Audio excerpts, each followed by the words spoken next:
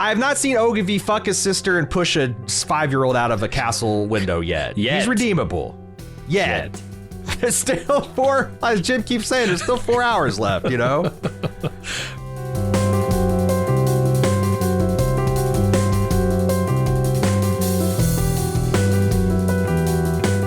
Welcome to Into the Pit, Bald News' officially unofficial podcast for The Pit on HBO. I'm Jim.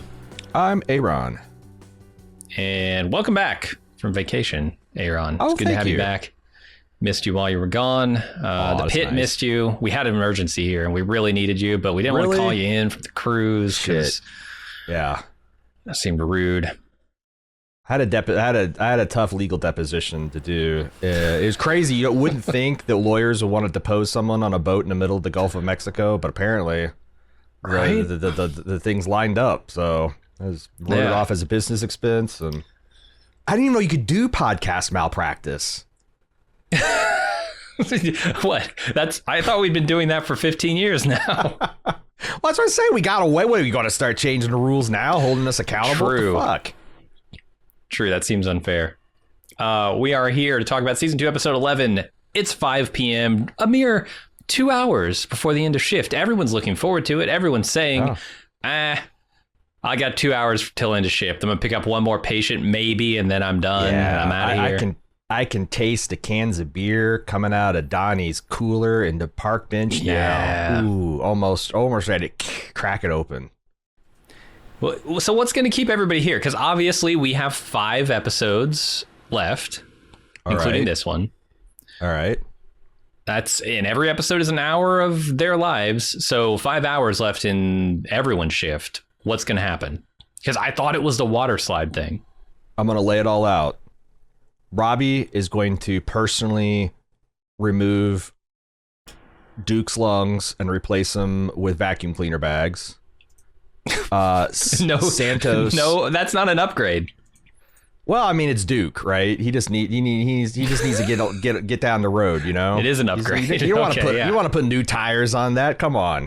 Get her a couple of retreads, put them on, get him rolling down the road. Fair. Santos is going to stay a couple extra hours to catch up on her paperwork, obviously.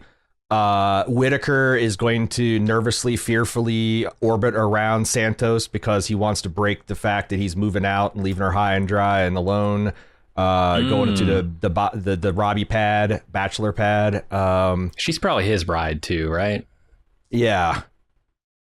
Shit, that's going to be awkward.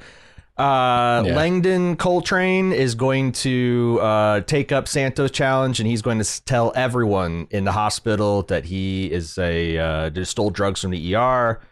Mohan is going to have a series of elaborate panic attacks, culminating in her mother showing up to tearfully announce that she is not going on the cruise world. And let's see what else. Dr. Javadi will go into dermatology.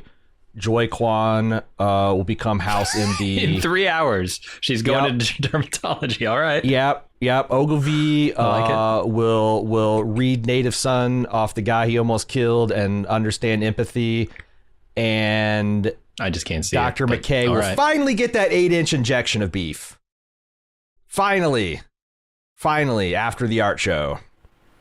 Yeah, she's going out with that guy. All right, we'll see. I mean, I'm just saying we put that order in 11 hours ago, Jim. I don't care how long the systems have been down. I don't care how pharmacy. Where is my 18 centimeters? Wasn't it 20 centimeters of beef? Come on, it's not that hard to come by.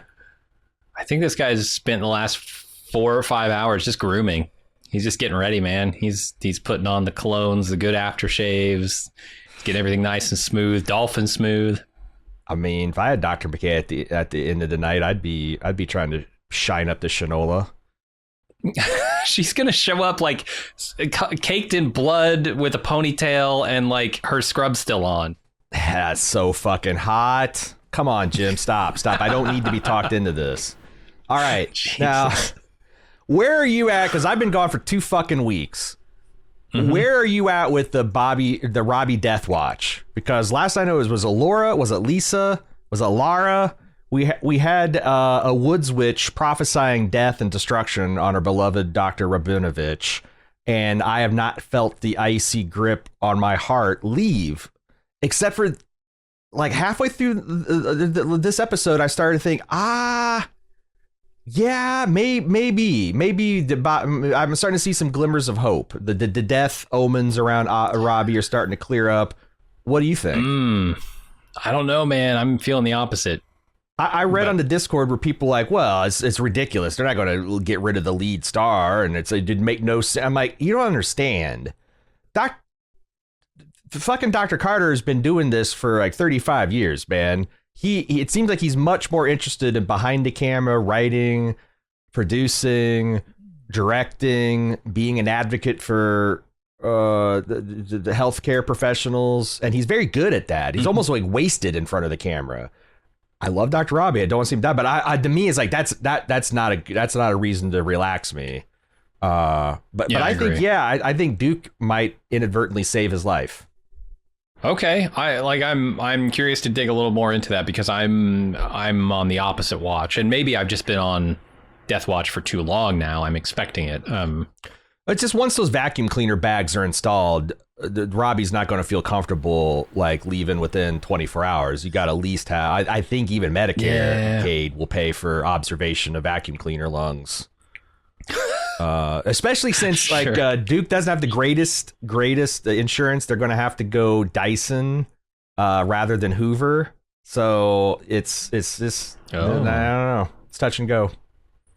Yeah, as long as they're not going, oh man, what is that horribly overpriced vacuum that my parents bought in the late 90s? Is a rainbow? It's got to be a rainbow. No, I can't think of the name of it. Had some cutesy name. Anyway, I want to ask you also, where are you at with our philosophy of radical love and acceptance with Dr. Santos? I won't get to that. I want to talk about Robbie because I think Robbie's still dying. I think there's more evidence in this episode. You got a kid who just wanted to ride his fucking tricycle. That's all he wanted to do. Right up until the moment where he disappeared, gone, and then he's brain dead. I mean, he wasn't riding with a helmet, and he's got one more wheel than Robbie's got. Like inherent stability there. My God, you might have cracked the code. I didn't even see that one. Just a man wanting to ride his wheels. Tell that woman trying to run his life. Nah, I ain't getting in the garden with you. I got white line fever, baby. There's that line that was really weird to me because like you've got this mother whose kid is like been heat stroked nearly to death, and she tries to walk out into traffic, and then they get the psychologist or whatever to come in and ask her like, have you ever thought about hurting yourself? And then the camera does this thing where it goes over to Robbie, and Robbie's like, ooh, the fuck I do. But you put right, he's like, don't put that camera on me, I'm not hurting myself. But he might have thought about it, like. And then you combine that with the stuff with Abbott on the roof and all of that. And I'm like, I feel like there's even more mounting evidence that this could be Robbie's last stand, Robbie's last shift. I don't know. Well, when we get to our doctor drama section of our rounds, we'll have a cage match and see. Yeah, I'm curious to see the other side of it. Is the glass half Rabinovich or the glass half dead Rabinovich? We'll find out. I want to be talked off the roof. I really do, because I like Robbie. I'm going to try. It's a little bit of a bit. You're right, because like when I was going away, I'm like, oh my God, we had a disaster. Dana called in the Dana, reactivated her out of whatever stasis they keep her in. And then I was leaving this show and a double disaster happened. The water slide collapse. Yeah. I'm like, oh my God, we got a double disaster week. And I'm leaving on vacation. I gotta say, it was a little bit chiller. Like we had a high contact last episode of the dude getting his foot ripped off and can't find his kid and all this, that, and the other. But like all that stuff kind of felt like it is handled now.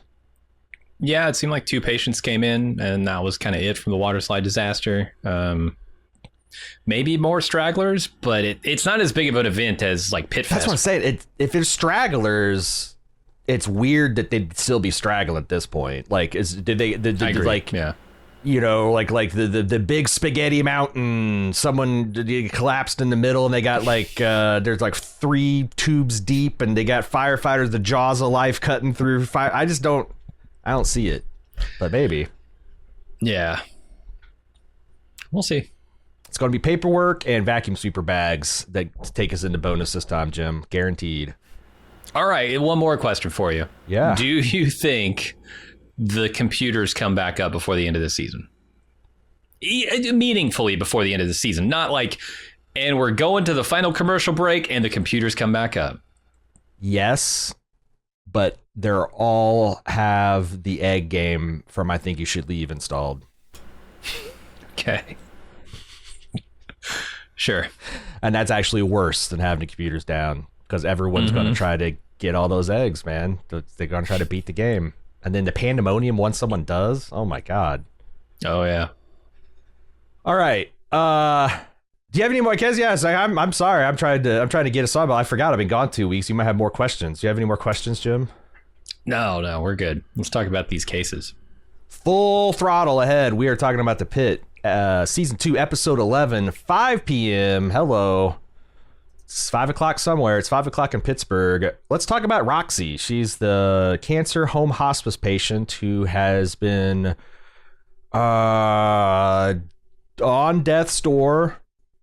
And she was brought here with a broken leg, and she decided she just had enough. And she so decided she had enough that they injected her with an extra round of morphine at the credit sequence of last, and she's dead 5 minutes into this episode.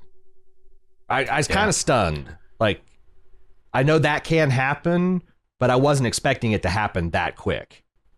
Especially when McKay's like, it could be hours, you know? Yeah, in my experience, when the hospice people are given the lethal doses of morphine to control the pain, it's like they say it's usually a couple days, you know. But my God, that final shot of her with Paul. Just like, I felt like, I don't know, like once she was no longer animated, you could see just how much her body has been through the ringer. I don't know if they might even did some digital stuff or swapped it out with a fake body, but I really feel like, man, that looked like a woman who's fought 7 years of cancer. Yeah, there was nothing left there. I felt really bad for Paul in this episode. I got some feedback that said maybe I was a little callous last episode. Because I will admit to getting a little tired of this plot. Like in the middle, it's been here with us for 9 episodes. Yes. It's been a long time, and we just, touch in here and there, and it wasn't moving. It wasn't progressing.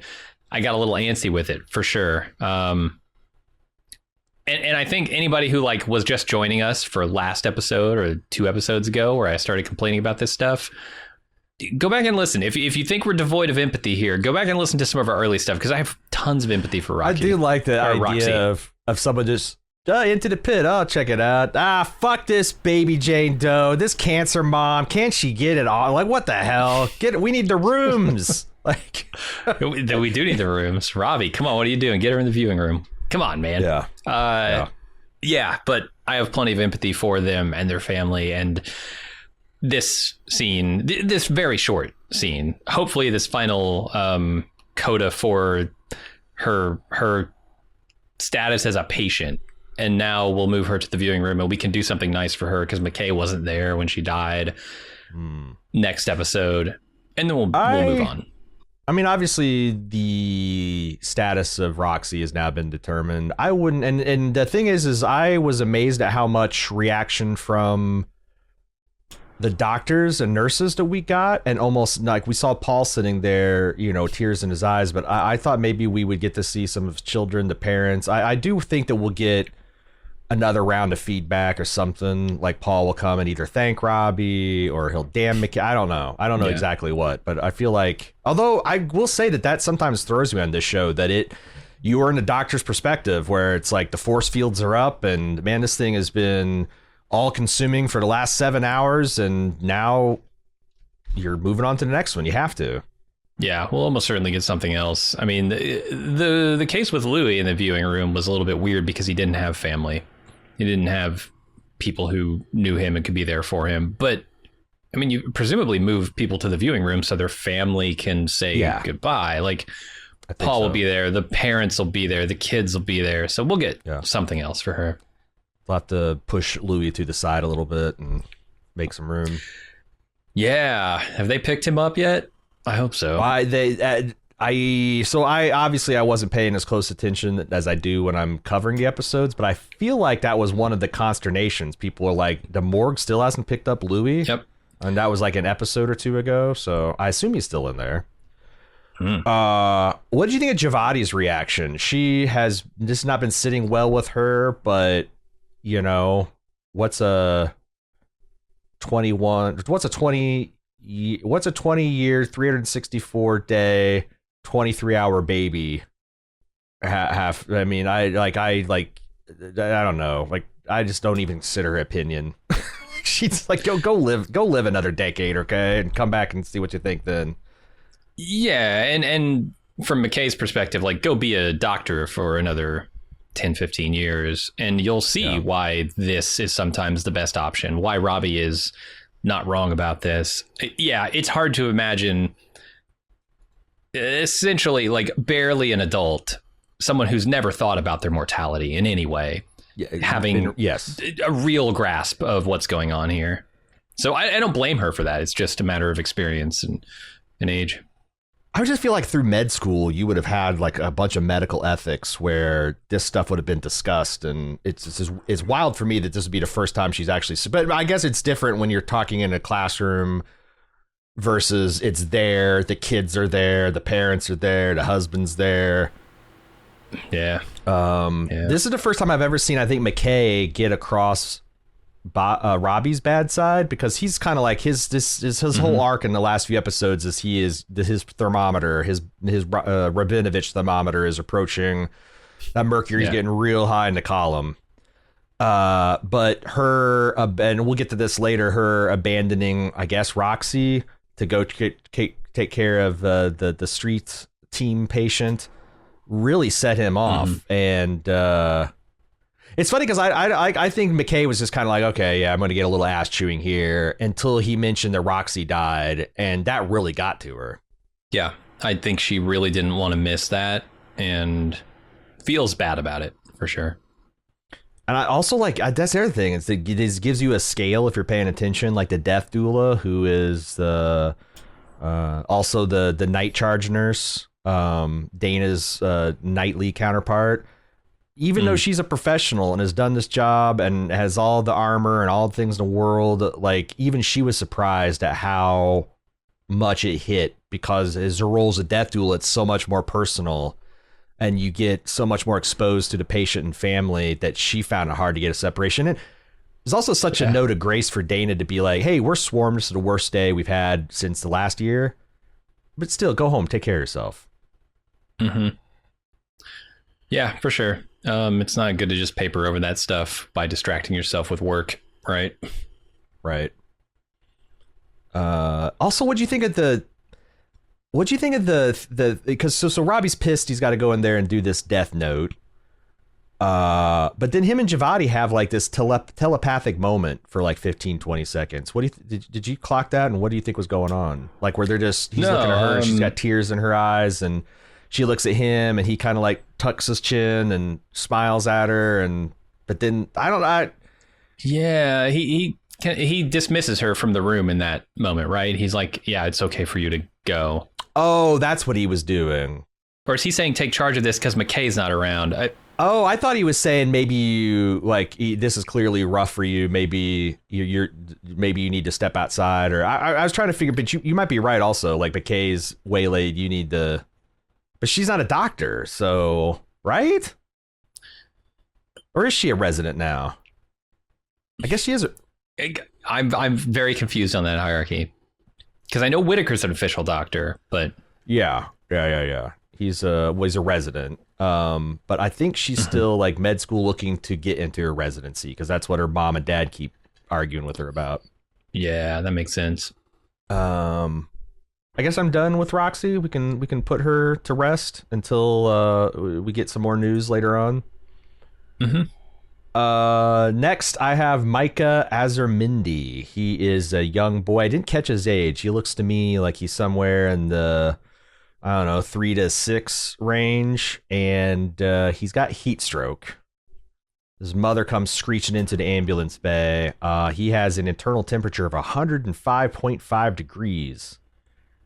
And everyone is afraid that he is going to have severe cognitive problems after this. Because that's pretty hot to fry a kid's brain for 15, 20 minutes. Yeah.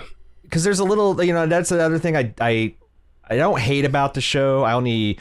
But I don't like that I'm aware of it when I'm covering something professionally, that like I would rather just watch this and let it unfold. But like I've got all these critical voices like, oh, do you think she's lying about the kid? Do you think she like went and got her hair done, or she went to shop and left the kid in the thing and then she knows that's bad and she lied about it? Or it's like, or what, because that's certainly, that opinion was in the ER represented. Yeah. What do you think about it, Jim? And it didn't come from Santos, so I didn't feel like it was as, jump to conclusions kind of thing. But yeah, I'm sorry. We're supposed to love Santos. Maturation in the writer's room. We don't have to have Santos always jumping the gun and jumping to conclusions. Right. Yeah, I mean, it's I like what. Who is it that says? I think Robbie says it. People don't always respond to trauma the way you expect them to. Like I don't think that someone has to be bawling their eyes out and screaming, oh God, why me, for them to feel desperately sad about something. It's that is a physical reaction versus an emotional, almost, in my mind. Yep. But like, it's just, that's the thing. These younger doctors they aren't adjusted to this, to just seeing, 1,000 different cases of the same thing where they can see the gamut of reactions. Like this dude with the baseball, like who the hell refuses any kind of anesthetic at all, even local, to put their arm back in socket? Like that's a 1 in a million kind of thing. And I think Robbie would have said the same thing about that guy. Well, he had a baseball related Massachusetts kink. Okay. Yeah. He actually searches out sexual partners in umpire outfits. Deep cut for some other fellow HBO enjoyers. So like, cause like here's what I noticed, and I only noticed this on the third time I was watching. This is the time where I've got my notes and I'm doing my research, but I just got it rolling in the background in front of my, just to kind of like, I noticed when she's holding his hands that this kid's nails were filthy with like dirt underneath them. And she claimed that she asked her boy to help her with the gardening, and he refused and instead rode his tricycle and then climbed into a car. That seems crazy, but I also know that kids do crazy fucking stupid shit when you don't watch them. I wonder if she actually, in like a tough kind of parenting way, it's like, suck it up, kid. You're going to help mama in the pull these weeds. And it is a heat wave and it's super hot and kids are kind of susceptible to this stuff anyway. And he had a heat stroke and she's just not ready to take that much ownership of it. Like she tried to do a good thing. Like, oh, these kids are, got to teach them. I mean, fuck, I got kicked out into 98 degree, 90 humidity to the weed gardens and shit when I was a kid. So it's like, I don't know. But if I'm driving to the hospital with my kid passed out overheated in the pumpkin patch, I don't know. That's one thing I was thinking. Yeah, no, that's a good catch, I think, because I did notice the dirty fingernails. And I'm like, what is the connection here? But I didn't piece it back with the garden stuff. But also, kids have filthy hands, man. They get there's also that they get sticky. Like they did. I don't know how. It's like a kid can go from clean hands to looking like he held a fistful of half chewed bubble gum. And then stickers and then honey and just wiped it on his pants. And it's like, what? How did you get it? How are your hands sticky? You haven't seen anything sticky. So I don't know. Yeah. There might be more to that though. We're gonna spend some more time with her. I've been buying a lot of Joy stock. Like, I think that it's a real bull market for Joy stock. Slight dip at closing when she just wouldn't let it go. She's like, what, your car wasn't locked? I'm sorry. Yeah, that's like an Ogilvy comment. Exactly. I live in Cincinnati. I feel like it's a pretty safe neighborhood. Every once in a while, but like, I sometimes don't lock the car. I forget to, or I'm going to, but then I forget, or it's, it's like it's not a big deal. Not everybody lives like, they're trying to keep the White Walkers out, right? Yeah, they needed McKay in that room to tell Joy, oh, what? It's a problem that someone made a mistake or, did something stupid or like, the same speech she gives to Ogilvy. Like I said, this is an Ogilvy comment. Yeah. But it's just with everybody. Like, I think Javati has had an Ogilvy comment or two, and Joy's got one. And I think you're right. The youth and inexperience. Yeah. Totally. I did really like, because this is a Doug Ross, George Clooney thing from ER. They had the handsome doctor carrying the unresponsive child in his arms, like heroically like, bust through the door. I need a bed. I thought that was a nice touch. He says, I have a hot and unresponsive child, which is, I actually found out by reading some files, that was the motto of Epstein Island. Just totally different outcomes. Yeah. Yeah. Not as heartwarming when they do it. Why do you call in a body bag right now? Like, I know the temperature is high, but the mother is standing right there. And I know she kind of leans in to say it quietly, but like calling in a body bag before they've even tried to get the temperature down seems rough. Yeah, it was like almost a stage whisper, like, hey, get the body bag. So I thought that, but like it turns out that what they did is they just filled the body bag full of ice. So they would have that's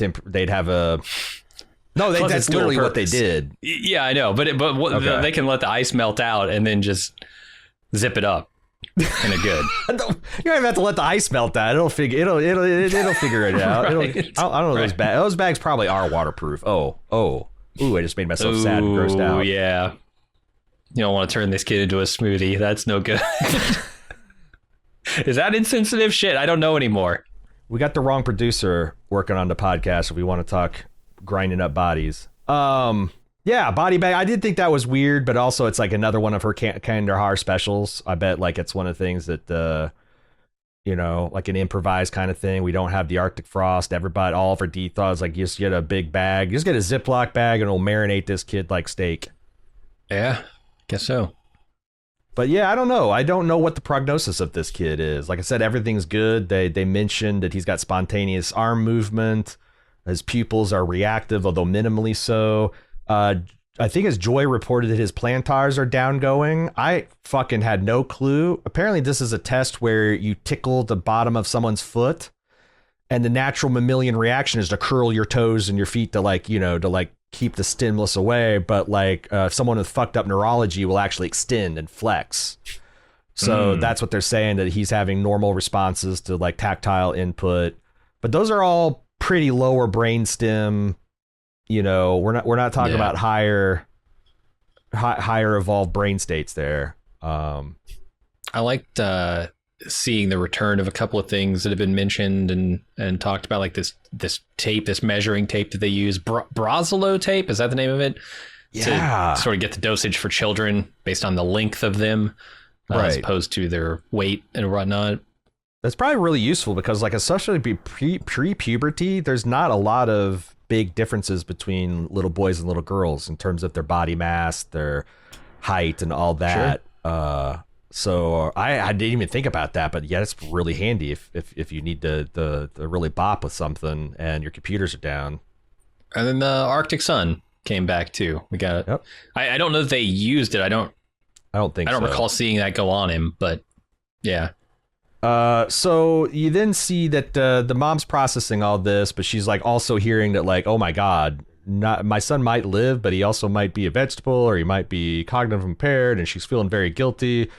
And she kind of in a trance walks out and tries to throw herself in front of a cement truck. And Dr. Al, who's got like some spidey sense for this kind of stuff, followed her outside and rescued her just before the cement truck hit her. Yeah. She's lucky she's not a man. You can get your penis bent 30 degrees like that, doing stuff like that. Like, I'm telling you. Right? It is. No more Playgirl for you. Watch DTF St. Louis, y'all, if you're not doing it. It's a nice little after dinner mint after you've been traumatized by the pit. Yeah, I don't know. I feel bad for her. Like, assuming everything is as she says it is, man. I can't tell if this is guilt or being overwhelmed, because like there's a sort of recognition that like my son is never going to be the same, because Dr. Al doesn't say there's a chance that he's going to have significant brain damage or a chance that he will recover completely. She says significant brain damage or meaningful recovery, which is not. That's a big adjustment, I think. Micah might not be the same ever again. Right. And so I think she's overwhelmed by that. Kids are very and she's obviously, she's sweaty and she's scared. Maybe she's a little bit more to blame for this. Even if you're not, like, if you just take your the eyes off your kid for a couple minutes and they almost kill themselves, like, that's, thank God I never had that experience, but I definitely had the ice water going down your spine of like, oh shit, I haven't seen Jack in like a couple minutes, and things are things are oddly quiet, like,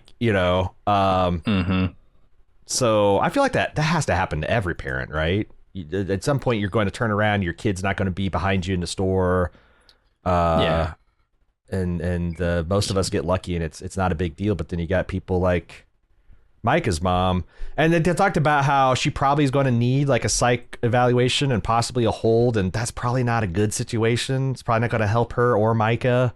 But like, also, there's a lot of the system grinding gears in this episode, I thought, Oh, yeah. We'll talk a little bit more about that here in a second. But yeah, definitely.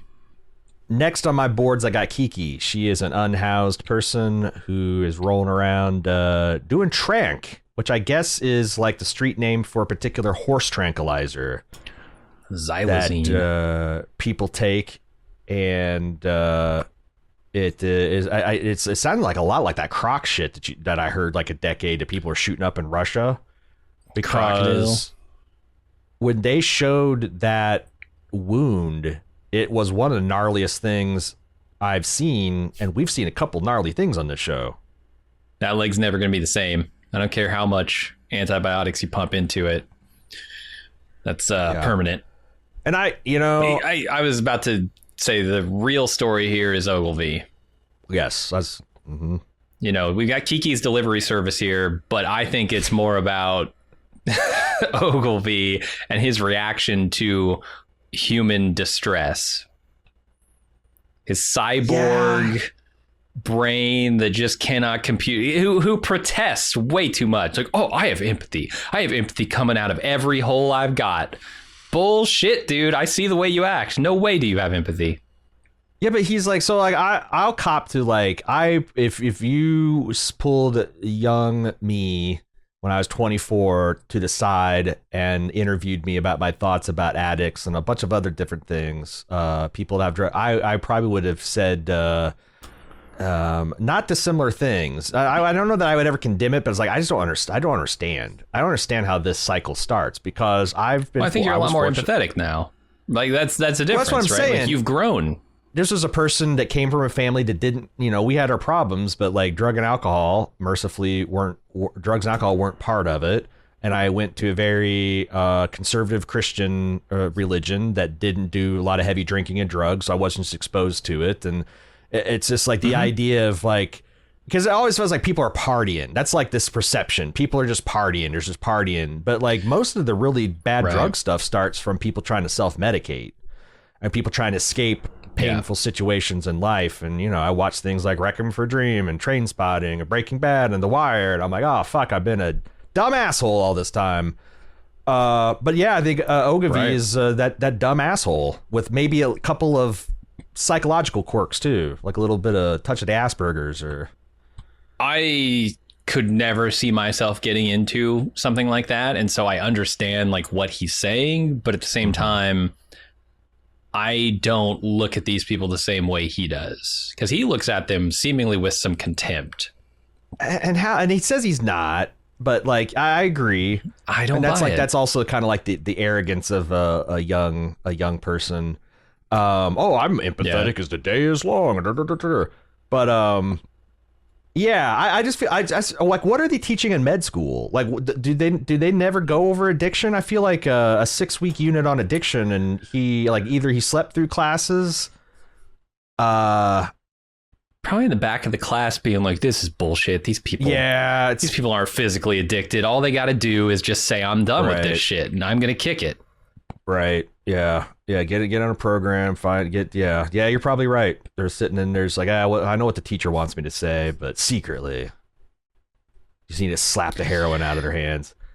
Was there some talk about his dad having some weird issues with that? Because I know his dad is like, we kind of got the impression he's not around. And he's very, if nothing else, he's very demanding, and sets very high standards for Ogilvy that he feels like I think that's the flavor of it. But yeah, he also might have had been abandoned, or maybe his dad's a little glacial too in his affect. Yeah, maybe. I don't know. I am curious to learn a little bit more about his situation, what makes him tick, because right now it's not looking great. It is funny because like what might be pointing to like a redemption arc is, he did have what is it, Reflections or Tales from a Native Son, the James Baldwin novel, and that's all about James. It's all about James Baldwin as a black gay man living in America, reflecting on the experiences that he's had and like religion and politics, and like it's hard to read a book like that without at least getting a little bit of your cocksure attitudes about certain peoples and perspectives, not your own, shaken. So I feel like they're kind of priming, like a guy that's got that in his back pocket. Either someone put him up to it and he's listening to him, or he himself is curious enough to look out for these opinions or something. So it's like, I feel like they're pointing, and the fact that he wasn't jazzed at the idea of joining a street team, but he also didn't reject it out of hand. Like, oh yeah, maybe. And I guess I could do a lot of intubate, and who knows? But like, I feel like, I've seen some crazy redemptions. God, who was that fucker on season 1 of The Wire that shot that kid? If you'd ever told me that I would think that guy is an all right guy, but I would be like, get the fuck. Or Jamie Lannister. Like, Ogilvy. Yeah. I've not seen Ogilvy fuck his sister and push a 5-year-old out of a castle window yet. He's redeemable. Yet. There's still 4, as Jim keeps saying, there's still 4 hours left, Right? Maybe that's what keeps everybody here for the other 3 hours. I don't know. Man, that's why his dad's so mad at him. Did you leave your sister alone? Oh, no.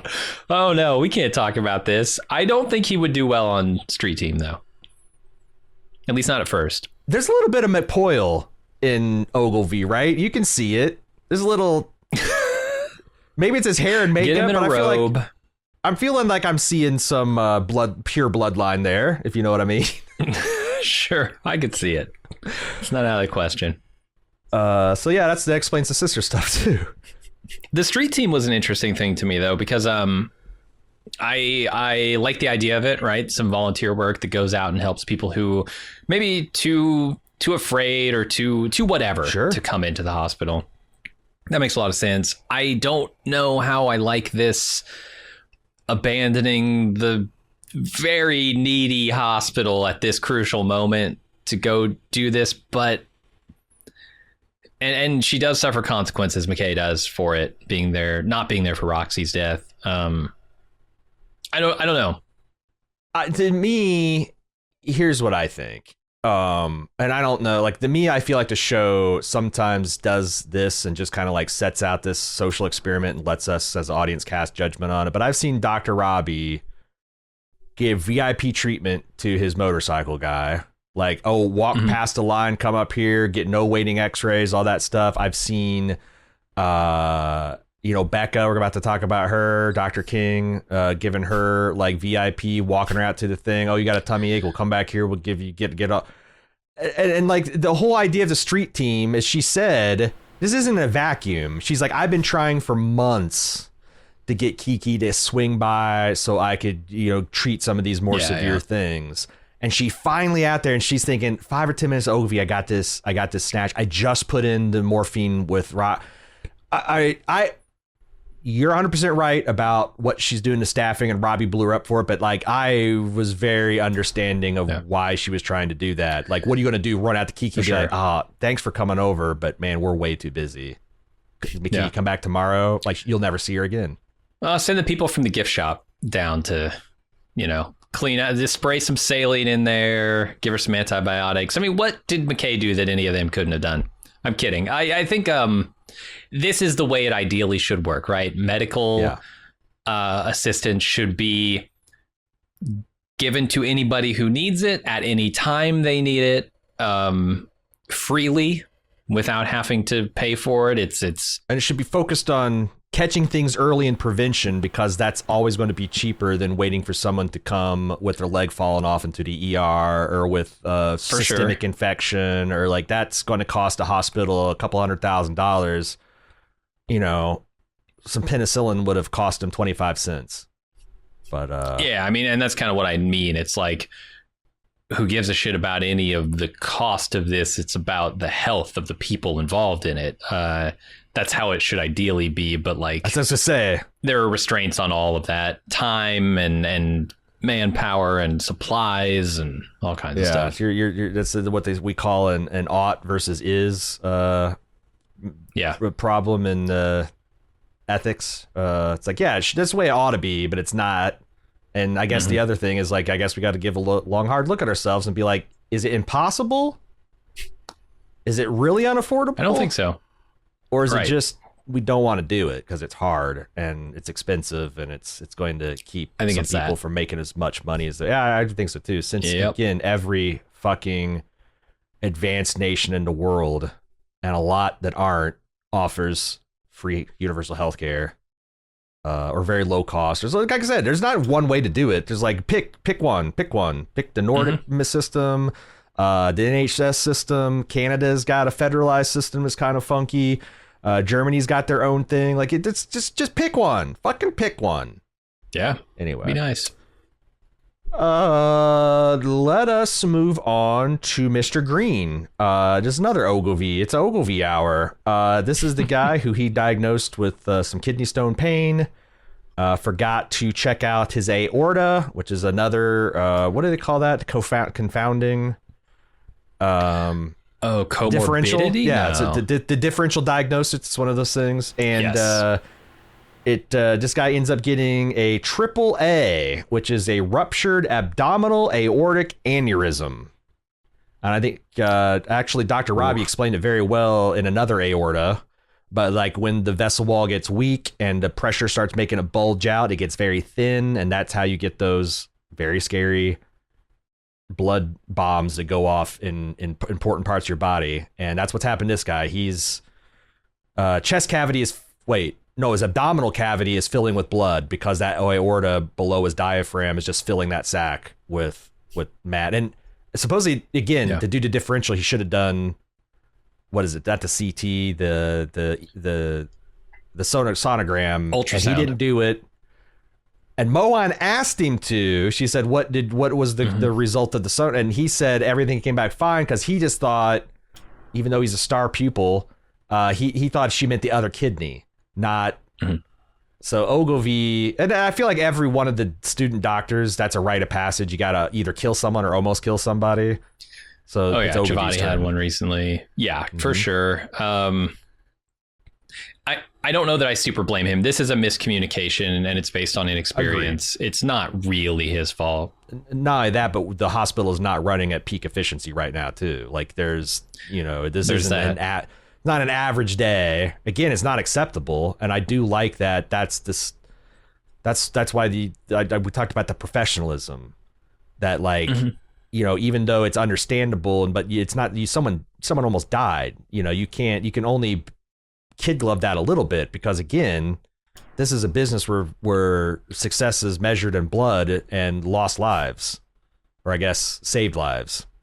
Yeah. And I just, every time I see, Robbie jump in with a diagnosis and a procedure and like all this teaching stuff he's doing, I'm like, the sheer amount of information that these people need to consider in split seconds. I mean, like, you're not expected to think for a second when your attending leans over to you and says, okay, and now what do we do?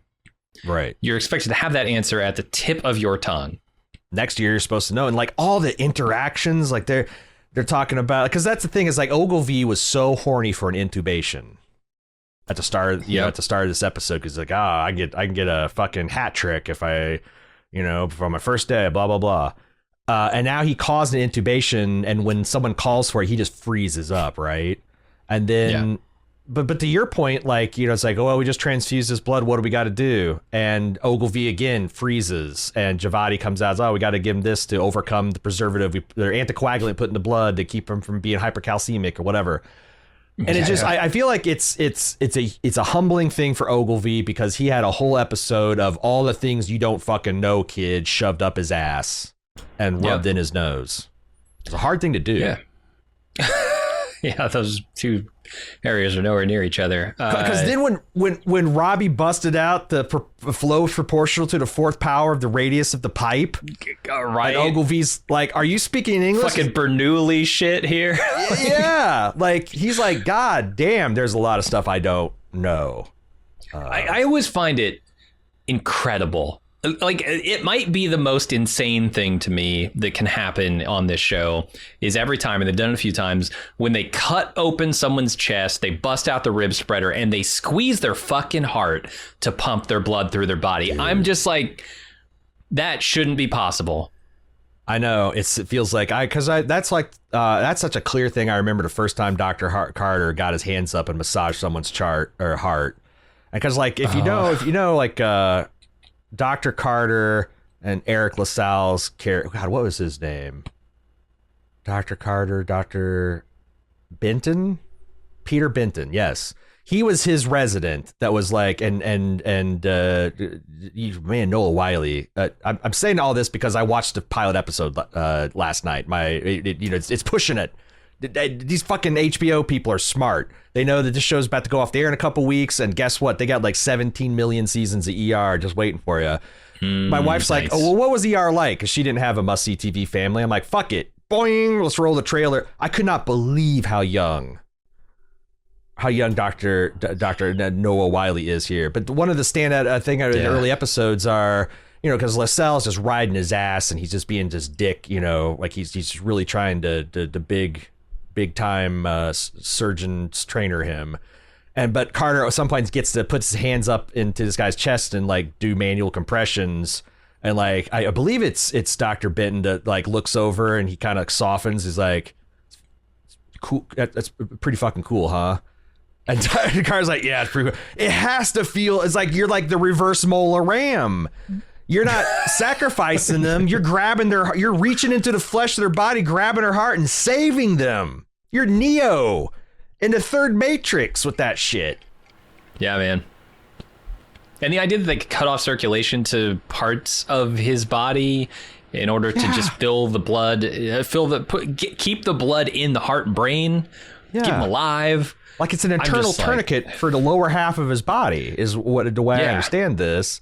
But like, not for long, I assume, but no, because they're going to take him right up to AR. And also like Javadi's mom is a real badass because she goes in there with the scalpel. She's got I looked up that this thorectomy is like a surgery that usually takes 2 to 5 hours. And I know she's not finished, but she was in that guy elbow deep in 15 seconds. Yeah. Doctors are, they can be scary, man. That's what I'm saying. Also, did you clock her mom? Was this yours, the Dr. Javadi? Oh, did you miss another one? But no, it's Ogilvy. When Dr. Robbie said glove up and show you why you belong, show your mom why you belong in ED, did he expect Javadi to do the rib cracking and all that, or was she just like scrubbing into his sister mom? I don't know, because she's really just there handing handing tools to her mother, right? Yeah, I don't know. I feel like her mom just did not want Robbie getting into the family beef here. Like, you have no business here, dude. Don't. Right. I see what you're doing. Come on. Also, she openly looks down on the ER surgeons. They're like Boy Scout, but I mean, I think all the surgical teams do. It's like these guys are the fucking organic mechanics, and we are the high priest of medicine. You know. Well, fine, we'll send them straight to you. You know, if you feel that way, we won't even touch him. We won't even look at him. Just send him right up to the OR. True. Ogilvy goes with. I'm curious to see if they follow this up because it's kind of late in the episode. Or I kind of want to see Dr. Javadi's mom just fucking ruling him like a corrupt queen of Russia, like just on his ass about everything. Like, why is your hair like that? Look at your complexion. No, that's not a reverse protractor. That's an inverse protractor. It's like just completely bust him down like a drill sergeant. Yeah, that elevator ride is going to be tense. Do you think he's coming back? He's just going up and right back down the elevator, right? He's not going to be gone for multiple episodes. Not multiple, but I could see him being gone for like the next episode. If you know, this thorectomy is going to take like, you know, an hour, minimum of 2 hours to complete and repair and search up. But I don't know. Also, maybe he just gets until they're about to wrap up or sew him up. But if he makes it, I feel like the doctor let him stitch. I don't know. I feel like he's going to be gone for an hour. And that's fine. I feel like he only gets to go up there because he fucked up so bad and Robbie sees that he can't handle it, right? Robbie basically says, take a break, dude. Yeah. I think otherwise he needs him in the OR. It's like he did with Mohan, right? Trying to send her home. I don't know if that's a good call, but you're right. Like, the only reason he even volunteered to go upstairs is because he fucked up and he feels bad and he's trying to save the thing, which is good. I like the fact that, you know, like, he was appropriately mortified at his human imperfections and failure. Like, I guess he didn't think that could happen to him, but now you know. We'll talk about, like I said, like, Robbie kind of goes on Ogilvy, which I think is appropriate. He's the med student and he roasts Mohan because she is the resident, and but again, it's a shit day, you know. Mohan feels like, well, we'll get to the drama here in a bit. Miss Torres is presenting with a week of swollen right calf inflammation and accompanying pain. Mohan was into treating her until she had her panic attack, her not heart attack, and I think, correct me if I'm wrong, Jim, but we lose this patient to the raid, the federal raid. Oh, is this the active patient who left? I think so. I don't think they said the name. I think they imply. So I could see that. Yeah. So that introduces us to Parnita, who is a middle-aged woman who's injured in an altercation during a sweep of a local restaurant. They've done a lot of wild stuff in this show. I thought this was the most far-fetched one because, like, I took my civics class. Even illegal, undocumented aliens are entitled to a lot of constitutional protections in the United States, including like due process. I remember watching Watchmen a couple years back, and it was like a whole plot line that, like, we don't want to live in a country that has, like, these federal agents are running around masks on and roughing up people with impunity, and you can't hold them accountable. Like, this to me was like science fucking fiction. It took me completely out because I just cannot believe something like this would happen in Pittsburgh, let alone anywhere else in the country. Yeah, definitely not in places like Minnesota. I assume you're being facetious here? No, I just stopped watching the news like 5 years ago. Okay. Great. Now I know you are. Yeah, this was the most infuriating because of its reality. This was the most infuriating part of the episode to me. And it's a little bit there's a little bit of Robbie causing problems here, and there's a lot of bit of Ice causing the problems here. When you say causing trouble, can you elaborate on Robbie? that? Because I had a thought going through the episode the first time that I kind of reversed on the second time I watched it. Yeah, I mean, Robbie blows up on this ice guy, and it's only because he has had a shit day and he's dealing with his own trauma in an unhealthy way and just thinking he's trying to white knuckle these last few hours, and they're a bad last few hours. And yeah, he loses it. I don't think he shouts at this guy and tells him to fuck off if he's had a normal day. Can I say I think it's a little horseshit. Because, like, here's the thing. Like, we've seen how Garcia talks to Robbie. We've seen how Robbie talks to an X-ray technician that's dragged. Like, these people are professionals, and they talk bluntly, and when you're fucking up their shit, they say it. Mm-hmm. Robbie, like, again, this is probably, but like, these are all quote unquote first responders, right? They're all got each other's backs, you know, like these ICE agents get shot up. They're going to want to go to the front of the line, do all that stuff. And at first I thought, like, man, Robbie's being really callous. Like, maybe it's this is the system. He can only do what he can. But I started to understand that he understands this is like giving morphine to Roxy.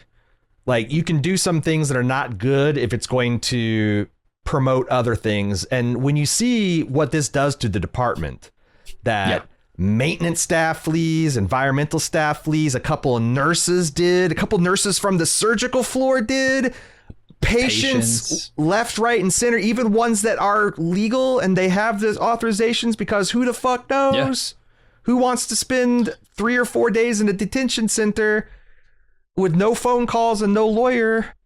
And when the agent said, "All right, Doc," I'm like, okay, well, he took that a lot better than I thought. You know, because maybe there's a little bit of shred of like, okay, well, yeah, we are fucking this guy's up. And then you hear the screaming. And what this guy meant by okay, Doc, was, I'll show you fucking getting out of here. I'm going to be the biggest asshole getting out of here you've ever seen. And when Jesse, my man, tries to step in there to keep her from like actually tearing her rotator cuff, and the next thing I see, he's face down getting cuffed by this 7-foot tall dude in a mask with his fucking like he just stepped off the streets of Fallujah. The blood, it boils. That's got to be a medical condition, right? That can't be safe. Yeah, boiling blood. You need to get that checked out. I agree, man. This is why it's the most infuriating part of the episode, because this shit is happening every day to thousands of people. And it just feels so unjust. Why can't, I mean, that's like saying I just don't have good, that's the thing, is like I don't have good answers. Like, why are people, why are law, I mean, I get it if you're doing a SWAT or they're doing a raid or you're doing like a limited thing with the judge, but like, why is the mask, why can't people make phone calls? Like, why do they have to be processed and wait days? Like, why? Because these people are not human. They don't have the rights. This is the mentality that these people are not human. That's all it is. Yeah, it's a damn shame. I wonder when did they lock writing on this? Because like it had to be before some of the crazier shit happened, like you said, in Minnesota. But it's one of those things like, you know, RTG4 comes out and Killer Mike has a song about police choking a black man to death. And it actually was produced and came out before the whole kerfuffle. And it's like, it's not because like, it's because it's like, yeah, like it's, because it's not, it's an evergreen headline because the system that is currently we're being seen here has things that people can easily predict and affect, and it's why no one has ever done things like this before, because it is a nightmare and it causes a lot of human misery and it's disruptive to all kinds of things. You know, because yeah, I think the most appalling thing is just seeing it intrude in this place that is exactly the opposite. This place that is set up solely to help people, and that is their only function. And also, ICE being there fucks up that function because it overrides everything. As Dana said, back in 1986, we passed this law that says anyone, even undocumented people, even illegal citizens, everyone has to get medical care. They cannot be turned away. we as a nation decided to go that way.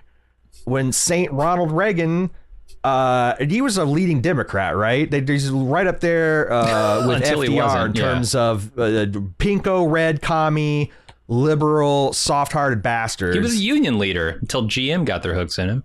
Gave amnesty to like 3 million illegals and passed these laws, and then 30 years later, we're going. I don't know what to say. Because like, this isn't like fiction. This is one of those things like I don't know what to say about the insurance problem. I don't know what to say about, thank God that guy with the diabetes decided to leave against medical assistance so he doesn't have an ice boot on his neck on top of failing surgery. It's like, this is an infuriating show sometimes. Mm-hmm.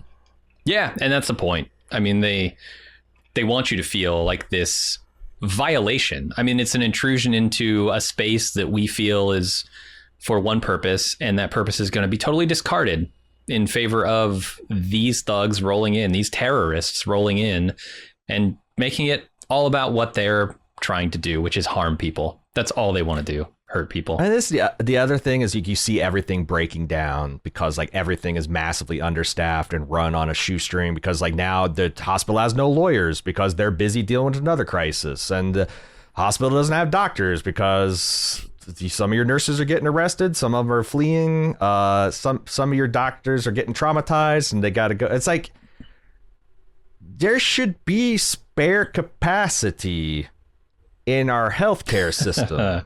No, that's not like efficient, Aaron. Spare capacity. I'm not saying we want them to be like Maytag men and just like, you got doctors and nurses just leaning around nurses stations and shit, but like that would be preferable to what is going on in this emergency department right now. Sure. I don't know if we ran healthcare like we ran our military like we ran a healthcare. Well, I don't know. Maybe we should run our healthcare like we run the military. What am I saying? That's what I was thinking. I'm saying is like it's like one thing. It's like no one's trying to like decide exactly how many Marine riflemen we need in this expeditionary force to just handle the average day security threat. No, we have 10 times the aircraft carriers of every other nation. We have the 4 largest air forces: U.S. Air Force, U.S. Navy, Army, Marines. I think Coast Guard, CIA, State Department are like 7 through 8. And the guards at Chuck E. Cheese. Yeah. Because it's important. Protecting our citizens, our safety is important. And so is our lives. And so I heard. I don't know how many people have been killed by terrorism and foreign forces in the last 40 years. I bet it's not as many people as died from heart disease. And cancer and car accidents, gunshot wounds, suicide. Like it's not our biggest problem. But anyway, like I said, I'm flapping my gums. Noah Wiley's making great fiction. We'll see if anything happens. Did your blood cool down enough to stop boiling, or do we need to still let off some steam? I was just thinking about baseball that entire time. It's like when you're trying not to get aroused. I'm trying not to get angry, so I'm just thinking about baseball. You don't want that 30-degree angle to flare up, no. Baseball, Roberto Clemente. We got the Whitaker and Santos routine taken care of. Which is not his actual name, let's just be clear. It's Roberto, like Roberto Clemente. Oh, shit. I knew that, but when I was like taking my notes rapid fire, I just like put like, because I write down everyone and they're presenting and their age if I can, and I just wrote down Roberto Clemente. I almost did that too, but yes, it's Roberto. I don't know that we know his last name. Hall of Fame pitcher of the Pirates. Wow. And but yeah, this guy. Oh God, this is where the little humor of the show, because him being scandalized that Huckleberry doesn't watch baseball. And then Santos out of the blue accused him, you're not one of those guys that steals balls from babies. And him like going wild. And then the look he gives Whitaker, like, the fuck was with this woman? You know, like, what, you going to accuse me of, what, you going to accuse me of being a child molester next? I love when he's they're having him flex his fingers. He's got this ball in his hand. They're flex your thumb. He knows if he flexes his thumb, he's going to drop the ball, right? So he doesn't want to flex his thumb. Is that what's going on? Yeah, to me, like I mean, I imagine there are people like this. They're this ate up at sports, but like, did he really think that like Whitaker or Santos was going to steal his ball? They don't even know who Roberto Clemente is, and they're going to steal that ball. No, come on. Right. I almost wonder because like I actually know a guy, and he says it's because he's got like anesthesia problems or makes it blah blah blah blah blah. But I personally know that he's gone through a colonoscopy with no anesthetic. He's had multiple teeth filled without anesthetic, and I'm like, I don't know. Maybe you experience pain different for me, dude. Maybe an upset tummy, and like is it just intolerable? But like I also secretly think this dude does it as kind of like the same reason some of these meatheads get into buckets of ice for 5 minutes a day, just because I'm making myself a warrior. Okay. Is there a little bit of that? Is this guy kind of got like pain don't hurt philosophy? I don't know. I legit don't know what this dude's deal is, because he doesn't even want local anesthetic, like for the joint. That's not going to knock you out. Do you think it made the only thing that makes sense to me is like if he was a former addict? Because I've also heard that some people that have experiences with narcotics are like nothing. Yeah, I don't want, because nothing can be as bad as where I was, but that doesn't feel like he'd present. There's no time for him to present. Like he's done. Like we're never going to see him again, I don't think. Yeah, no, it's a little bit of a mystery, but yeah, he's a tough dude apparently. The other thing, again, this is the comedy relief, because I laugh so hard when they're setting this thing and they do that thing where they smash cut outside a department and Donnie is just drawing a syringe of something and he's like, it's like it doesn't affect him at all. No, Roberto is screaming his head off and Donnie's just like, another day. Whatever. Yeah, he's a brand new dad. He's here. He's like the screams of a tortured patient are like music to him. It doesn't even register. It was so funny. So funny. But then you find out a little bonus story that this guy won this like major, probably could make a lot of money on eBay off of it, 300 career homer. And a fan stole it from him. So that's like explains. Yep. Can you imagine the shock of someone accusing you being a ball stealer when you yourself had a ball stolen from? Yeah, that's rough. No, guy clearly has a thing for baseball. Yeah, there's getting taken to a detention center. There's Roxy dying of cancer, and then this guy getting a ball stolen from him. Like, honestly, I feel like it's up in the air about who's got it worse there. Baseball had like its day. Oh, baseball had like its century, pretty much. Baseball on the outs now. Baseball not as popular. I feel like baseball is kind of but I don't know, because like I am literally Huckleberry. I grew up in Indianapolis. I've been to a few Indians games. It was fun. Really? Didn't give a shit. I never had a pro team. I never followed the Reds, which is the closest one, or I guess the White Sox, the Cubs. So it's like I just don't give a shit. But like Eric, my good friend, is a baseball fanatic and like is all into that. And I just way too many fucking games for me, man. Like I can handle like a football schedule, and that's about it. Like I can't even handle the NBA's full schedule. It's like, tell me when the playoffs are starting. Too many fucking games. I got too much television to watch.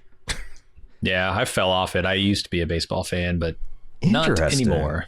I grew up in San Diego, so we went to a bunch of Padres games all the time. My dad had a huge baseball card collection, so I'd be looking through those things constantly and just knowing all the names. Roberto Clemente was definitely in there in the 90s. Berto Clamato. Let's move on to this might be my new Doug Driscoll. Curtis Larson, 42. He's brought in from golfing. He's intoxicated. He's aggressive. They had to trank him a bit, give him 4 milligrams of Versed to let him sleep it off. He's got a past his prime frat bro friend that doesn't give a shit about him. And he wakes up and poor Emma Nolan is there trying to be the best nurse she can be. And he wakes up and instantly puts her into a headlock. which is where And we that's fade to black on this episode. Where we leave it. Yeah. It's a great place to leave it. Emma in a headlock, unable to yell for help, us looking in through the window from outside. Do any nurses notice? Yeah, I love that ending. That's great. I will say the MMA fan in me couldn't help but notice that's a terrible, like, he has got no air or blood restriction. He is essentially squeezing her around her ears and her skull, and good luck. Good luck. Yeah. Good luck getting a good choke on the skull there, buddy. But that might even be a Hollywood thing where it's like, if you really want to crank on someone, you do a bad arm bar just so you don't hurt them. Because if you do a good arm bar and it's like your person's going to pass out. Like in a few seconds. Yeah. It's very fast. It's shocking. I always get a kick out of when people's like, I just tank it. My brain would just tank the lack of. No, fucker, you got 2 garden hoses in your neck. You kink one of them or other. You're done in seconds. Not dead, but you're unconscious in seconds. Yeah, watch some UFC if you think you can tank that. Come up to me at Badass Fest one year and be like, hey, Ron, I don't think you can knock me out in 5 seconds. I will do it in 3. We'll get some forms. We'll get some witnesses. We'll have a public notary there. A foam mattress to collapse on. But I will prove you wrong. Guaranteed. Where do you think this is going? This guy's obviously violent and disoriented. And like, is this another of the Jackson things? Or is this going to be something where it's just a drunk dude? Well, that's the thing. I was like, he's not quite Doug Driscoll, because I don't think you can be held responsible for things you do coming out of alcohol and anesthetic. Like, people have wild reactions. Maybe this guy should have been soft restrained since they knew he was struggling and all that stuff. It's just, I don't know. Is there not a rule that a nurse, especially like someone like Emma, like, she's brand new, she's a baby, is like, there should be a rule that like they roll in packs, like you can't be alone with but the guy's not. I don't know. It seems like maybe there was a violation of policy or 3 there, but also, do you expect a guy who had that much to drink and that much, because his blood alcohol level is 0.18, right? Or am I getting this confused? 0.14 is what I got, but that's still high. It's twice the legal limit, and so I don't know. I don't know, but I hope she doesn't get. I hope she doesn't get hurt. Like, what if she's dead? What if he chokes her to death next episode? When they fade to black, man, it's not good, right? But yeah, I don't know. Like, I feel like it's, even though this guy seems like he's an asshole and he drinks too much, maybe he's not a main. There's the other thing is, like, maybe there's, we already went through the thing with the estranged husband who had the brain tumor that was caused. Like, there's a little bit of a red flag of like, well, he's not normally like this, but his chode friend. That's the thing. So many of us guys have these are our intimate relationships, right? We don't talk about family. We don't talk about friends. We don't talk about stuff. It's just we're just having a good time and being with the boys. And but man, I like even when I've been in masculine relationships like that, I feel like there still was an underlying caring for the person that this guy just did not show. I can't imagine a guy that I play golf with like once a month. I don't know, like, we've talked a lot, maybe not about anything important, but we've had some jokes and stuff. And like, you're just going to drop him off at a ER and leave him there? I don't know. Yeah. Also, it's like, he said it's not a performing enhancing drug. The guy shot 112. That hurt my feelings.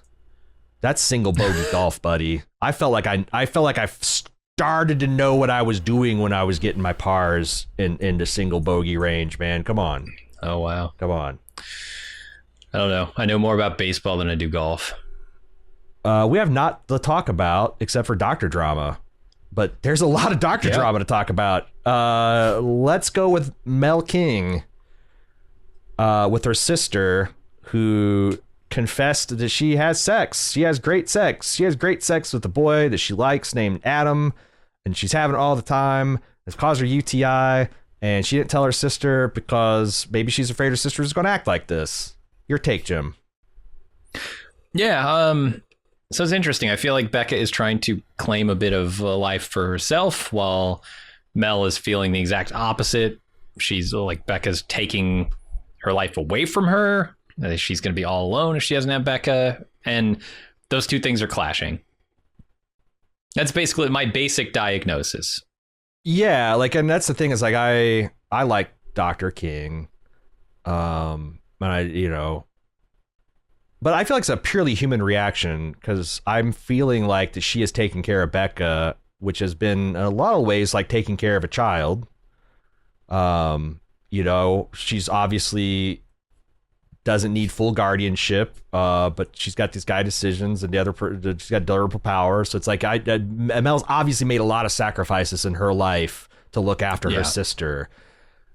And that's a tough, like I went through a little bit with my kid who's like, once they're independent and they start making their own decisions and it's like, it's tough. They go from like these kids need you until they don't. And then like, maybe you're not emotionally ready to give up that much worry and control, obviously. And I think that's what Mel's going through. And it's also a bit of like jealousy and resentment that like I've made so many fucking sacrifices and you can't even tell me that you're boning a dude. Yeah, which is not the most mature thing in the world, but she's young and also she's stressed. I mean, that's the other thing. This is a revelation about her sister on top of like the worst day of her career and so she's far. Probably like, oh my god, if she gets pregnant, who's taking care of the baby? Is the daycare going to do? Is the day center going to do that? Is Adam going to take care of Adam's family? Or is this going to be another thing for Dr. King to take? Yeah. Like I said, it's not good, but I fully understood what she was feeling and thinking and going through. Yeah. No, I get it. And I get Becca not, necessarily wanting to tell her because she might be afraid of how she'd react, but also, and I wondered last episode with Pete, I was trying to talk like as delicately as I could about this, and I think I did a better job than Mel did in some ways. But when she just says, like, basically, my sister might not be capable of making decisions like this, and she might just be being abused here. That was her biggest fear immediately. Which is not a crazy thing for her to worry about. Especially in these facilities, that can be, that can happen. If anything, Becca was preying on Adam, it sounds like. Yeah, no, I'm happy to know that it was at her behest. She was the initiator. Yeah. She learned about sex in the human health class, and she was interested, and it's great. You should try it, Mel. You'd loosen up a bit if you try this. Also, the fact that Mel has been planning like to take her sister to fireworks. She's got all of her sensory issues prepared for her, and without even saying anything to her, be like, because this is the gal that like blows her up at the hospital. When you get home, we're going to go to the movie. I don't know. Like I said, obviously you can't hold Becca responsible. She's young.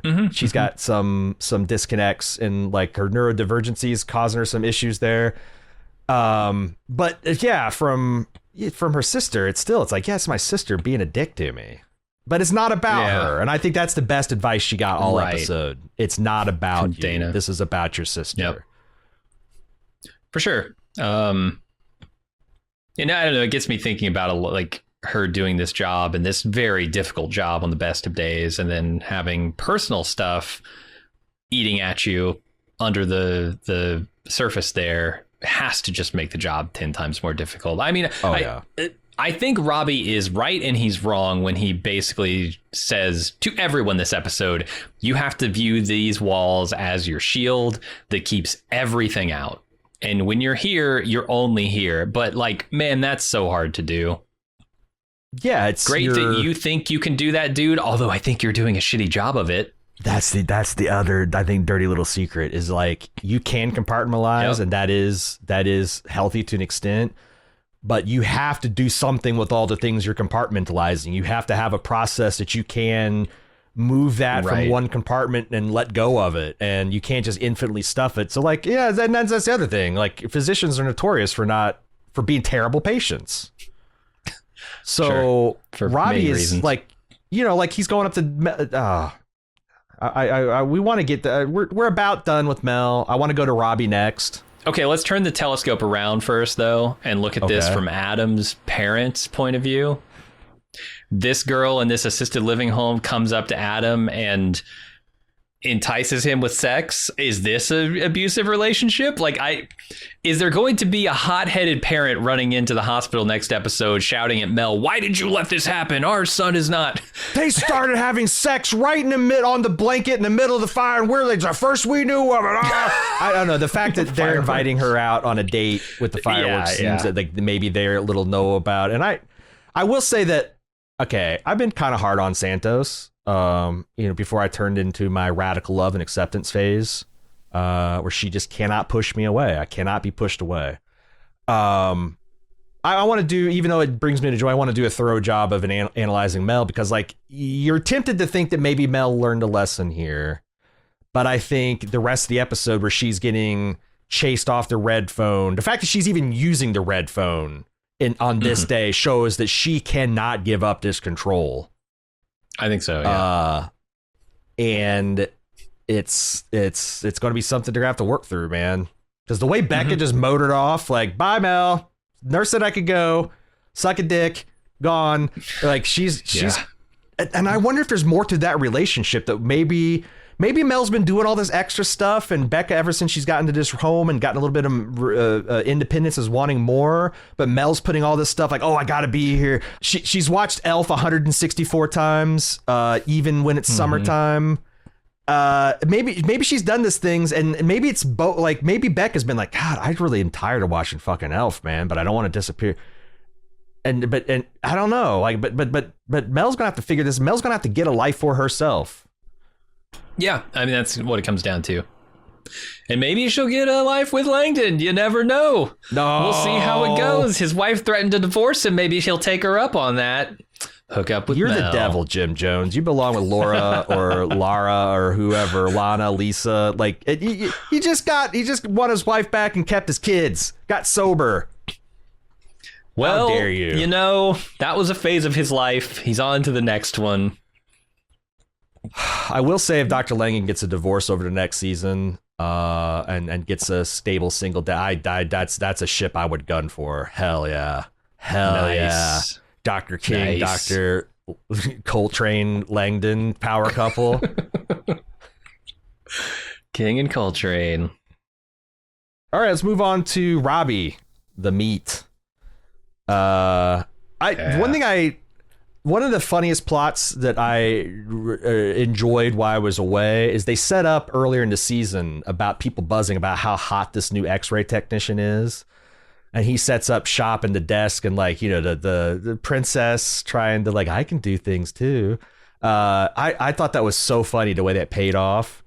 But for some reason we lost a hot guy tech, and Robbie's back to like walking the hallways trying to find his Duke X-rays, and he gets one hot off the presses, and he finds out that it could be other things, but it looks like old Duke might have a form of lymphoma, which is one of the worst ones to metastasize, is my understanding. Yeah, cancer of the lymph nodes.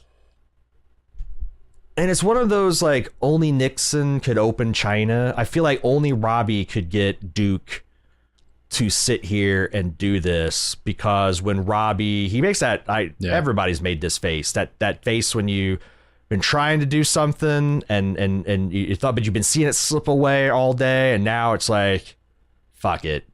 He makes that face like, nah, this is, I wouldn't feel right about going on the ride with half-assing this. I think Robbie might save Duke's life, and Duke might save Robbie's life just by getting him to delay his trip a day. Okay, I like it. Yeah, I mean, if you're using this as like supporting evidence for the idea that Robbie might not die, I think it's pretty solid. I do think he's probably going to think a little bit about his own mortality through his friend's mortality here. Mm-hmm. I don't know. Duke might give him some zen in the art of motorcycle wisdom, because I noticed that Noah Wiley said he read that book to prep for this season, and there's a lot of like spiritual meditative wisdom in that book, and I wonder if like Duke is going to flash it out at him, like, hey, the ride's always going to be there if you got something you need to take care of, or sure. look at me, look at, but I don't know. Yeah, I don't know. What would he but my thing is like, I thought all the signs were bad that he's taking off. He's not going to wait till next morning. He's going to take off at night. He's going to ride tired, exhausted, distracted. I didn't get that, because you were talking about like, oh man, maybe he's suicidal. They keep on paying. I don't get that, but I did think that riding a motorcycle takes 100% of your attention at all times. And I hate the idea of Robbie going off half-cocked at night.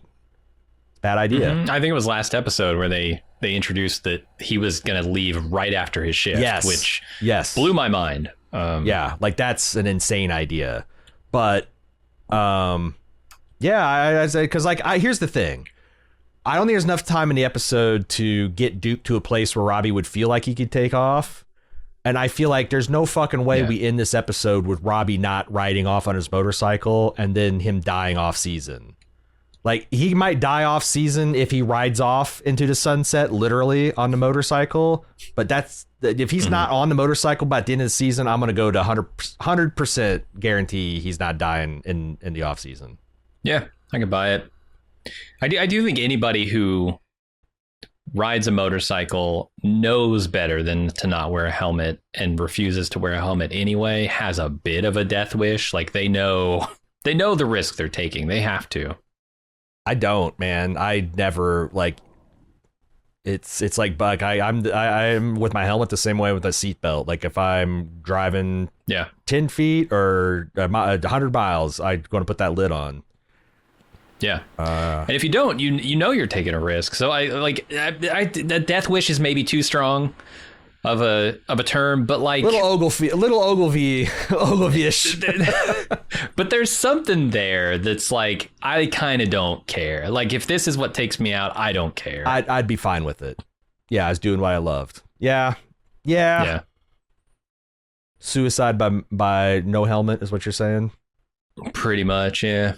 I did love his analogy to it's like a blown out, the blown out sidewall, like a bubble on the sidewall. It's like Duke's like, oh yeah, that's a bad thing. You can't ride on a blow. Robbie, you can't ride on that. It's dangerous. Yeah, that's right, Duke. That's why we're gonna get you in for scans and whatnot. So I think Duke saved his life, but we'll see. And the other side of this is his issues with his own trauma and this pot boiling that's happening with him. Like, it's becoming ever more clear that he is just waiting to blow up. This keeping it all inside is just super unhealthy. And I think he's feeling like, I just need to keep it in for 2 more hours. My shift is over. I'm blowing out of here, and then I'll deal with it. It is wild. Like you mentioned this, like 50% of the staff is with that exact attitude. Like Joy's like, 2 more hours. Santos, 2 more hours. Robbie, 2 more. Like, everybody's waiting for this shift to be over. And 2 hours, and I've looked ahead in this TV schedule. It's not going to happen. No, we have 4 more after this. Brief update on Mohan. Dr. Joy Kwan tries to be like, hey, if you're having panic attacks and stuff, I'm on Lexapro. I'm a mental health professional, or I'm a healthcare professional, and I'm taking care of my mental health. And I would like to talk to you about my Lord and Savior serotonin reuptake inhibitor. And Mohan's like, nope, I'm all good. I'm gonna white knuckle this. I'm fine. Crazy attitude to have for a doctor, but I don't know, like, so many of them seem to. Doctors, I'm asking you, is it a thing that if because I know that there's certain professions where if you go on like psychiatric medication, that it's kind of like a black flag for you. Like, I think it's a big problem if you're an airline pilot, maybe not. But is it a problem for doctors to like, oh, you're taking antipsychotics or you're taking mood stabilizers? Ooh, don't know if I need you elbows deep in a patient's abdomen. If so, that would be a fucking tragedy. Holy shit. But yeah, it's weird. Mohan being resistant to this, because that's the thing. It's like, if you're having panic attacks and nothing changes, you can almost guarantee you're going to have more. Is that the way you want to live? Yeah. Well, I think maybe she's thinking something might change. I mean, she's talking like she might get out of here ASAP. Like when Robbie's chewing her out about Ogilvy's mistake, she's just like, maybe I just don't belong here. It's a great way to judo your boss when they're really being hard and trying to make that point to be like, just give him the point. It's like, yeah, you're right. Maybe I'm not cut out for this. Because you can see that Robbie instantly was like, God, and just walked away. But I don't know. I joked in the intro about her mom. I do wonder if maybe. Nah, there's no way her mom's boyfriend broke up with her in the middle of this shift and she's frantically trying to get a hold of her to be like, I need you to come back to New Jersey and da-da-da-da-da. I don't know, man. I kind of want her to say, look, Mom, live your life. I'm going to live mine. Well, and I would take it for granted that these, except for extraordinary situations, these doctors are going to be with the show for a long time. But we just saw with like Dr. Connor, like, nope, she's in Seattle. We'll never see her again. So... yeah, I'd miss her. Dana has got a small update on Baby Jane Doe. Did I tell you that before I realized Micah had a name and I realized his mom might be committing suicide, I'm like, oh my God, are we going to have a Baby John Doe to give updates to? But no. Sure. All right, real quick before we leave Baby Jane Doe, I want to talk about a piece of feedback we got. Casey in Pittsburgh, who says, last season we met Christy Wheeler, 17-year-old who wanted the abortion but ended up keeping the baby. Now we're 1 year later with roughly a 3-month-old baby. See what I'm seeing? Okay. Because it's like, I thought it was a little bit more cut and dry. I thought she actually took the pills. But as far as I can tell, her mom agreed to let her take them. Yes. Which would be a very fundamental or be a very religious mom thing to do with the adults who are officials and, really hitting you with the facts and the logic and all that stuff to be like, yeah. And then it was just you and your child in the car. You're never taking those pills. We're never coming back to this house. So like, I want to say that I'm 90% sure it's not, but man, that timing. Yeah, I kind of like it. And otherwise, yeah, what the fuck is the point of an abandoned baby all season? This is why I hate this plot. I don't give a shit. What's the point? You're gonna get. Listen, I'll try to install some more empathy modules into the Jim Borg system this weekend. I don't want them. He always hates it. He always hates it when I give them more empathy slip. But yeah, might be better for our coverage. This is an empathy machine after man. all. It's just damn straight. I think we already talked about Ogilvy enough. Which brings us to Santos and Langdon. Huckleberry and Santos have a talk about him. Huckleberry's trying to be like, maybe he's changed, and he wants to talk to her about something, which is surely about the bachelor pad and leaving her high and dry. Maybe, I don't know. Maybe she doesn't need him. She didn't have him be there before. Right.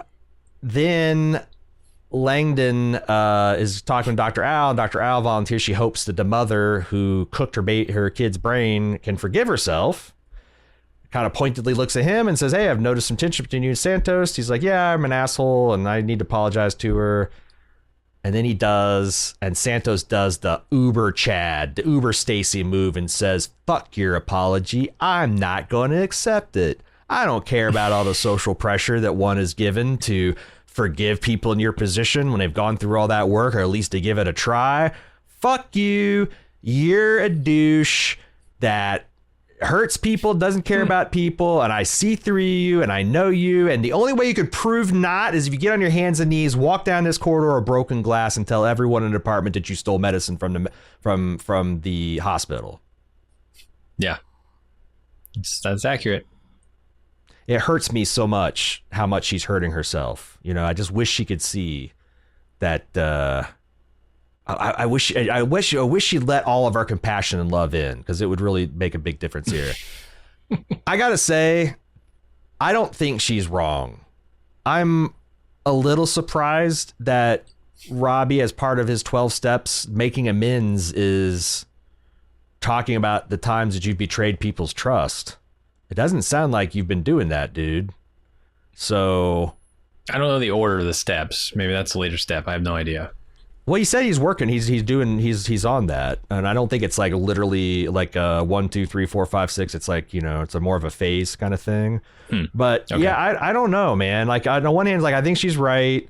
Also, people who are recovering should be ready for this behavior from some people, because not everyone's going to, you know, you've hurt a lot of people. You hurt a lot of people bad. You fucked up. You fucked around. You found out a lot. Not everyone's going to be as empathetic as Dana. And you got to keep on doing it and doing your recovery despite what other people are saying and thinking and doing. You just got to keep your side of the street clean.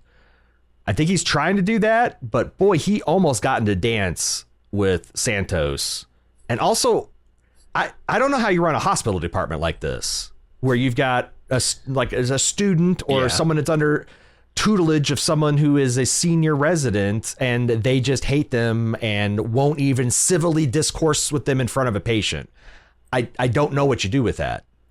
Yeah, I mean, you either have to force them to come to some terms, or you've got to get rid of one of them. I don't know who it should be in this case. It'd have to be Langdon, right? Is Robbie? My question is tough. Robbie in potential trouble here for not reporting him? But I don't. Is that mandatory? I don't know. That was a real surprise to me that she's like, I didn't report you to the state medical board. I thought like he was suffering all the consequences he legally could, but she's like, you'd be in jail. And like, I don't know if that's her a little wish fulfillment on her part or what would actually happen. Yeah. But like, no, I mean, it was news to me. I feel like the truth is probably somewhere in the middle, but like I did think it was interesting the distinction that Robbie made last year, and I did from my research I did that kind of bears this out, that the rules are if Langdon comes to Robbie and says, boss, I got a problem. I have done I gotten addicted to drugs and I've been stealing stuff out a lot. If he had come and admitted to it and then volunteered the treatment, that there are laws to shield him. But if he gets caught in the act, that is different. And I don't know whether Robbie filed it as like, oh, he's getting treatment and he came clean and he leaned on Santos to not be honest. But I just don't know why Santos wants his blood this much. Like, I get it. You guys blew up at each other in the first day. Yeah. But like, also, do you not understand like what drug addiction does to people? I think maybe she understands all too well. This is why I think this is very personal. This is personal baggage. Like the stuff they showed her with the cutting on her legs, I think was meant to be a clue, and this severe reaction. Yeah. Like, I get it. Anybody might not like the fact that he was stealing drugs. That's inappropriate at the least. But like her reaction is so violent that it's got to be personal. There's got to be baggage here. And like she's obviously kind of right, because the recidivism rate on the first time people stay clean and sober, it's not a good number. It's something like the low 20s, maybe even the high teens.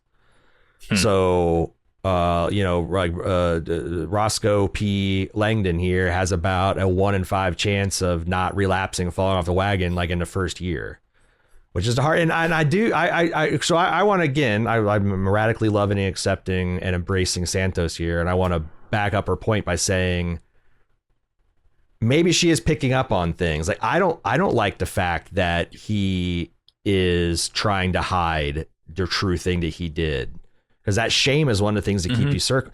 I don't like the fact that he is hangdog about having to pay his dues and being treated like maybe someone who's not trustworthy or needs these are the things I've been talking about through the season, where it's like, I'm not sure he's actually where he needs to be. Only Langdon's going to know that, unfortunately. So let me ask you this. Do you think they're trying to hold up a mirror with the way we feel about Dana not prosecuting or not pressing charges against what's his face who punched her? Doug Driscoll, and the way Santos didn't press charges in effect against Langdon here. Are we supposed to feel like both of those are injustice? And then comparison to the young lady who got sexual assaulted and how heroic she was for going through the long, insulting, uncertain process. Yes. I didn't see, but you might be right. And also, okay, do you think it's possible that Robbie leaned on her to keep her silence? He might have. But he was so pissed off last season. Also, like her and No. him and Santos' relationship doesn't seem like. But also, I don't know. I really don't know. It's the downside of this format, right? Is we've got this 15-hour shift, and that's all we're really going to know about it, and then we're going to come back some undeterminable amount of time and miss a bunch of the story, because I want to know that stuff. Yeah, I agree. And but I don't know. I do feel like Santos, like, this is because I also can't forget what Garcia said, which is, okay, yeah, Langdon might be an asshole. He got but like, also, you don't play well with others. And I've seen enough evidence in the almost 24 hours I've watched her to see that that's abundantly true.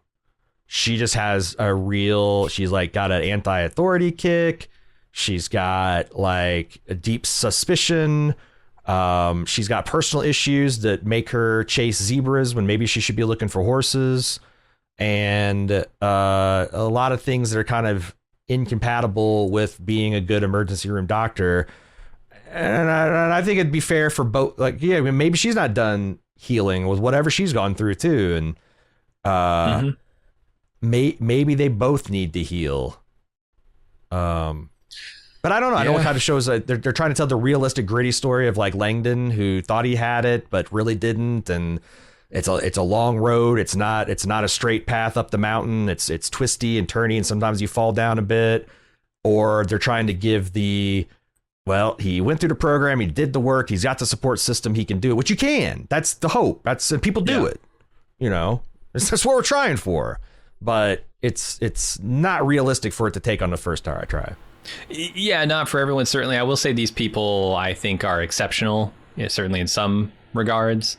And so maybe they're exceptional in, their career choice and then their path there, but also in their ability to readjust when they get off track. Maybe that would be the hope, but I don't know. Yeah, Robbie is certainly not exceptional in his ability to deal with trauma.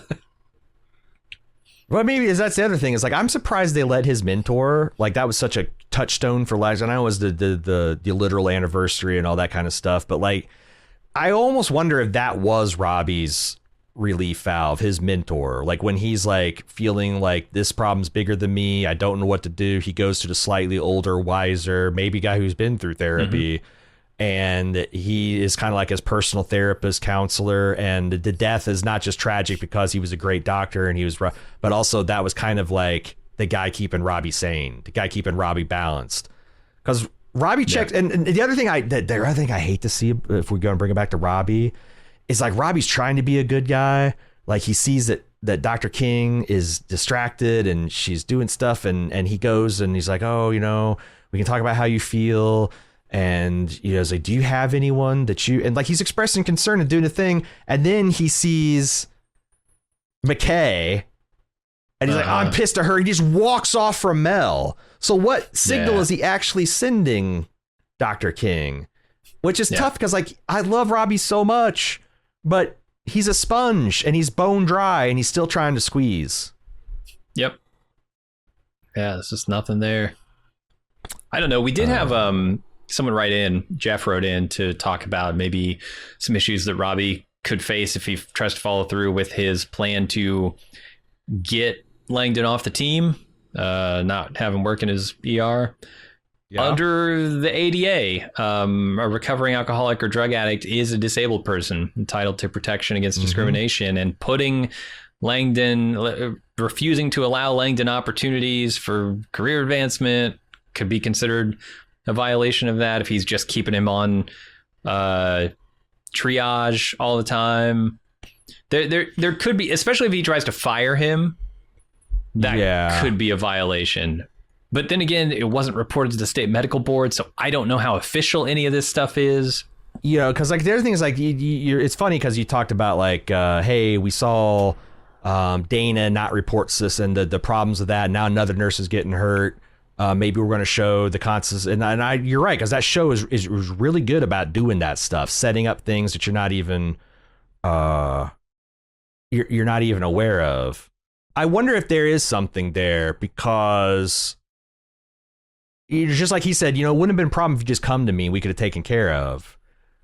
And the principle of like, it's not the junior doctor that gets in trouble, it's the senior doctor. Who gets in more trouble? Like now, is Langdon covered by the ADA? Because he wouldn't have been if they caught him. He'd be a criminal, right? Right. I mean, maybe that's not the way you should treat it, but that's the way we would treat them. If Yeah. Robbie falsified the paperwork and said that he came to me, and then he tries to fire him, like, I wonder, like, if he says, well, no, I caught him, but like, does Rob, because like, again, like, did Ogilvy get busted for almost killing a patient, or did his supervisor? Robbie's the chief attending of the ER, point blank, period. The buck stops there. If there's any hanky-panky and he's colored outside the lines, I think it's going to reflect on him far more than Langdon. Although they both might go down. I don't know how that... I feel like now there's nothing to take away the disabled status from Langdon. He's at your hospital. He's gone through he's in a recovery. 10-month treatment program as you demanded. Like, even if you caught him ran in and stealing, the rightful termination window is closed. I could be wrong on that. We are pretty brutal to people who are addicted, and we don't use a lot of common sense on that, but True. that's my understanding of how all that legal stuff would Jenga out. But I don't know. All our lawyers are busy fighting this cyber attack we got. I haven't been able to call them. I feel like that's an episode. Yeah, that's all I've got. All right. We will be back next week with the thrilling conclusion of Baby Jane Doe. I don't know. I don't know if we're going to have the thrilling conclusion of Baby. I'm hoping so Jim can relax a little bit about it. But we'll be back next week with another barn burner. Maybe there'll be a triple water slide disaster. This first was just an appetizer. What is going to keep these people 2 hours longer than their shift time is over? I don't know. Let's find out together. We'll see you next week. Send us email feedback to thepit@baldmove.com. If you'd like to get what you're listening to without ads, 100% less ads, go to support.baldmove.com. And hey, I hear tell you might get some bonus things like a spoiler review of Project Hail Mary, an OTC discussion of DTF St. Louis. Yeah, they're pretty good. There's pretty good club stuff this week. Support.baldmove.com if you want to get on that. And we will see you next week. Until then, I am your chief attending podcast host, Aaron. And I'm your resident, Jim. Oh, I thought you were the head charge pod or something. Anyway. Charge nurse, yeah. Have a good weekend.